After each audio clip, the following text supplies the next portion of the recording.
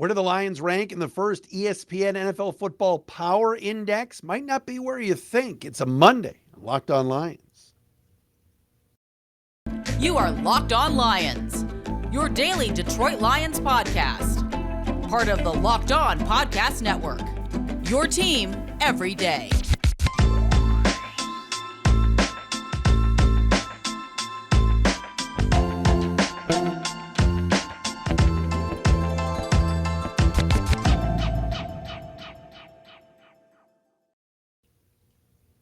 What's good, everybody? Matt Dery with you. It is another episode of Locked On Lions right here on the Locked On Podcast Network. A Monday, May 22nd into Tuesday, May 23rd. Thanks for checking us out wherever you get your podcasts and watching us on our Locked On Lions YouTube channel where you can subscribe and watch for free each and every day. Follow us on Twitter at Dery Speaks, D-E-R-Y Speaks, at Locked On Lions on Twitter, the Matt Dery Facebook fan page. Again on YouTube, wherever you get your podcasts.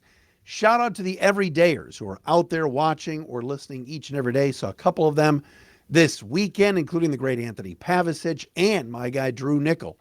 Thanks, guys, for watching and supporting Locked On Lions. Locked On Lions today, by the way, is brought to you by our friends at FanDuel Sportsbook, the official sportsbook of the NFL. Make every moment more. Visit FanDuel.com/LockedOn today to get started. A lot to get into on Locked On Lions today. Yes, I mentioned before, the ESPN Football Power Index is out. NFL Analytics, ESPN's NFL Analytics department, did a little power rankings to open the season here as we get ready for the 2023 campaign. Where do the Lions sit? You'd be surprised at how bad the NFC is, or maybe you wouldn't be. We'll get into that coming up momentarily. Organized team activities. Yes, OTAs begin this week, tomorrow in Allen Park, Tuesday through Thursday. And then those are, again, voluntary. Then next week, OTAs. But then we've got mandatory minicamp coming up the first week of June, I believe, or in a couple weeks. So we'll get into that. What spots are we looking at for OTAs that are going to be interesting to watch when it comes to positional battles? I have one I have my eye on. We'll get into that momentarily here on Locked On Lions as well. And two more examples this weekend of why the NFL is king and these other sports are lagging behind. I'm going to give you those examples coming up next as well, right here on Locked On Lions. Thanks to our folks, Scotty and the group at Questionable Tees, for this Lions hoodie. And we are off and running for a new week right here on Locked On Lions. All right, let's get to this first. I found this very, very interesting, and that is the ESPN NFL Football Power Index projections for 2023, and how do they rank each team? The initial ranking when it comes to the Football Power Index, the FPI, is ESPN's rating and projection model for NFL teams. They also go over win totals from Caesars Sportsbook, strength of schedule, factors, past team performance, returning starters, and all of that, and they put that all into a giant computer. Kansas City comes in at number 1 in the FPI Football Power Index. Buffalo at 2, Philly at 3, Bengals at 4, 49ers 5th, Jets 6th with Aaron Rodgers. I find that to be way too high. Chargers at 7, Dallas at 8, Miami at 9, Baltimore at 10, and then the Lions at 11, followed by Jacksonville and Denver. So of the first 13 teams, 9 of the 13 are from the American Football Conference, the AFC. Only NFC teams in there are the Eagles at 3, the Niners at 5, the Cowboys at 8, and your Honolulu Blue and Silver Warriors, or the Detroit Lions, at number 11. So when I think about ranking all of the teams, and we've had many discussions about this, about are the Lions in the top 3 in the NFC? You know the big boys are at the top. We know it's Philly. We know it's San Francisco. The way they drafted, the way they've been built, how strong they are up front, both on the offensive and defensive lines, the depth that Philly has along the D-line. I know they took a little bit of a hit there, but they brought Brandon Graham back and others.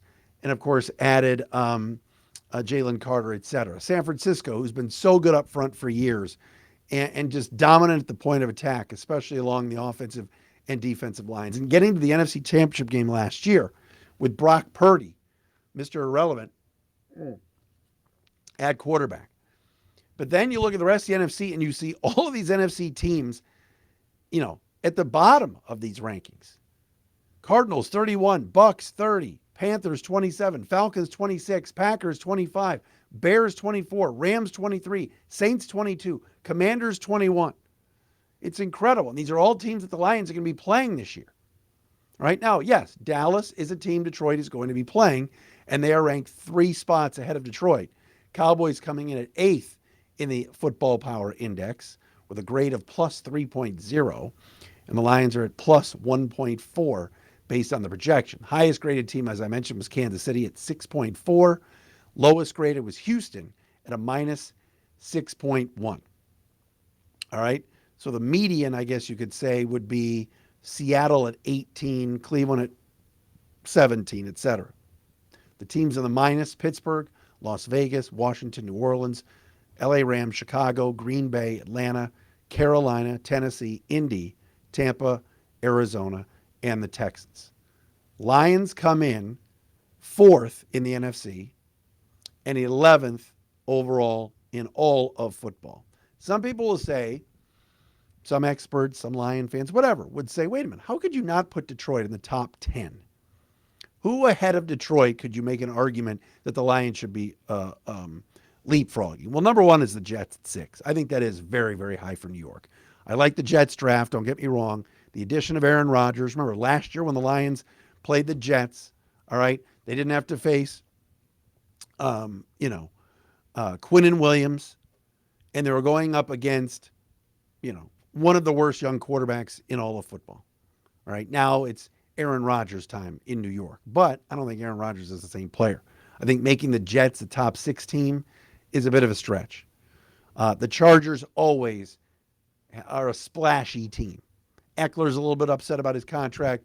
Justin Herbert is still there. He's a very, very good quarterback. And yes, he's a better quarterback than what we have here in Jared Goff, but I wouldn't put the Chargers ahead of the Lions either. Miami and Baltimore, I would. We watched what the Dolphins did to the Lions last year, especially defensively with that offense. And I think the Ravens are going to have a bounce back year. I think last year at the end of the season, with Lamar Jackson's injury, questions about the contract, the Ravens are always good. They're always well coached. They always win. And I think they've got more of a track record than the Lions. Detroit at 11, Jacksonville 12. I'm down with it. I see it. All right. The Lions are going to be much, much improved. And I understand some are already saying, 9.5 wins in Vegas. Our friends at FanDuel have 9.5 right now for the Lions for over-under. Too high. Lions are going to get back down to earth. I don't agree with that. Think about how bad the Lions defense was last year for the start of the season. Think about this team sitting at 1-6 and yours truly here on this podcast threatening to quit. They'll never get over the hump. They'll never win. Blah, blah, blah. It's the same crap. It's same mistakes. I don't like saying same old Lions, but you know what I mean.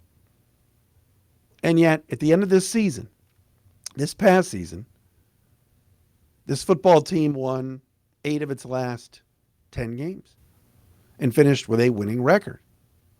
And still, look up and you say, all right, yeah, they've got Amon-Ra St. Brown. All right. Unbelievable weapon. Terrific player. Did he make a Pro Bowl?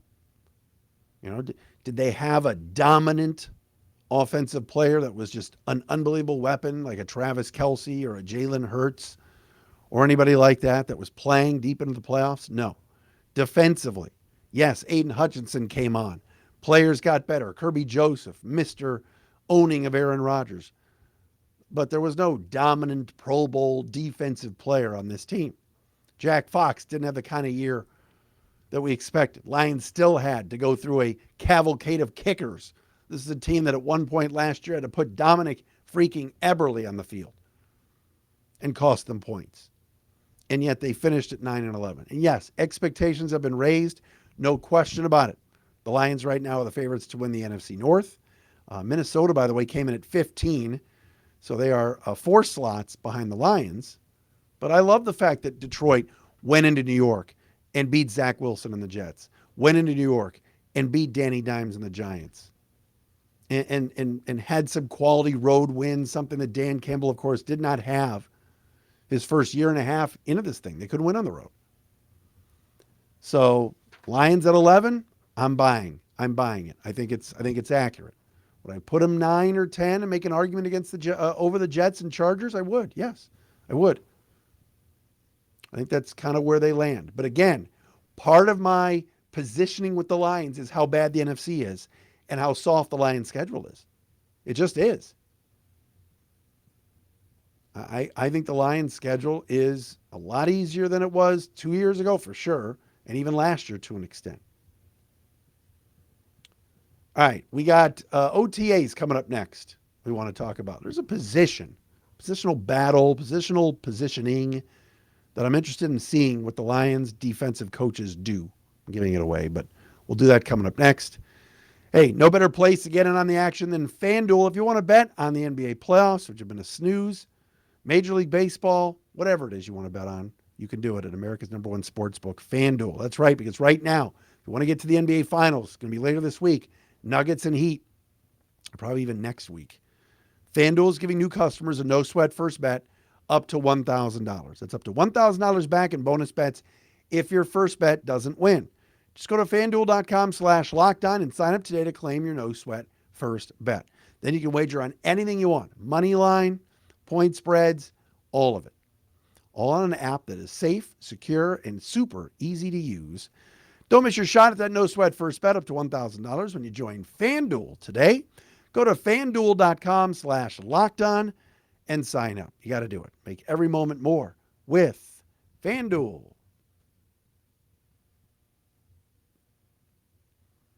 It's a beautiful Monday in the big city, the Motor City. Matt Dery with you, Locked On Lions, Locked On Podcast Network. Thanks to our everydayers, the folks that check out the show each and every day.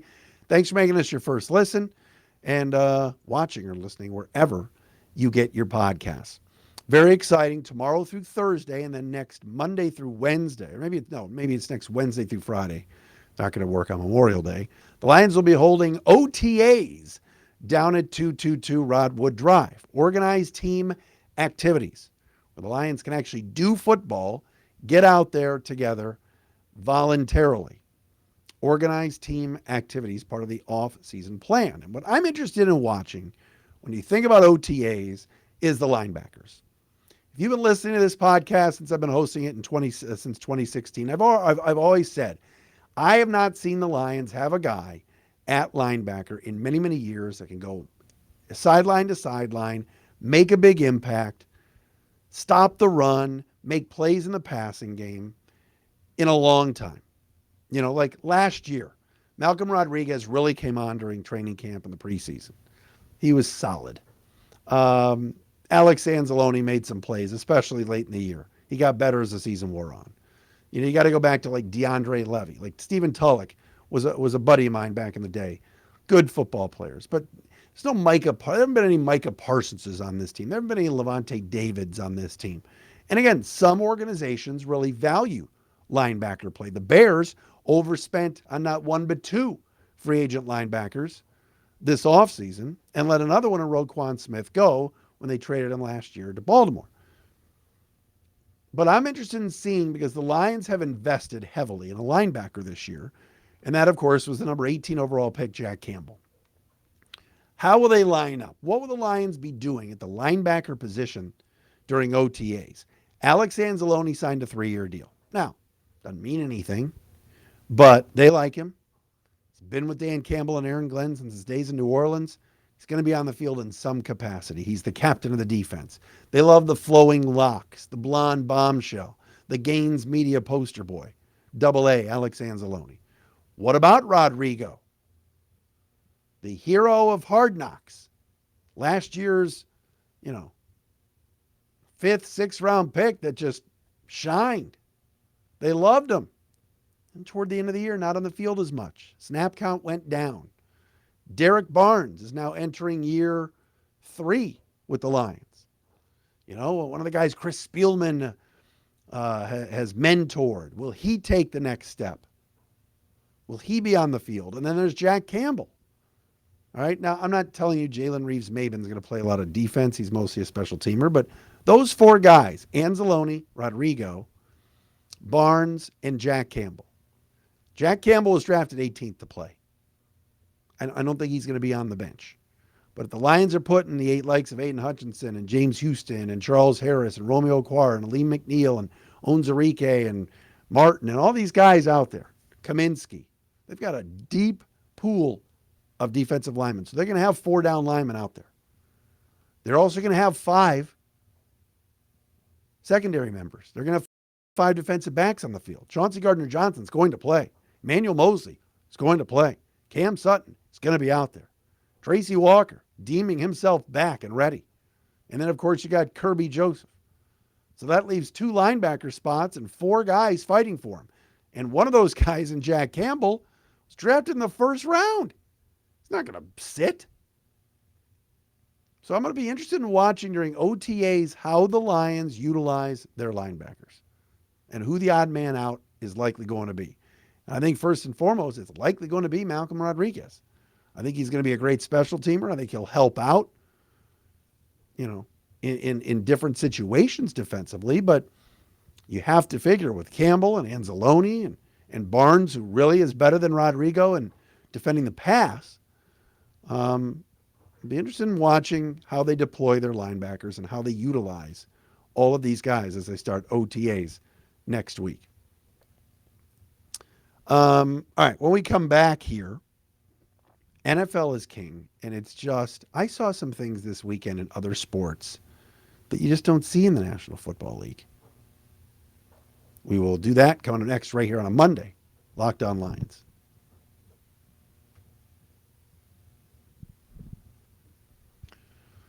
All right, so let's get into this. 2 things happened in sports this weekend where it just cemented to me that the National Football League is healthy. They are running just a collision course to the bank. They're doing great, and people are into it.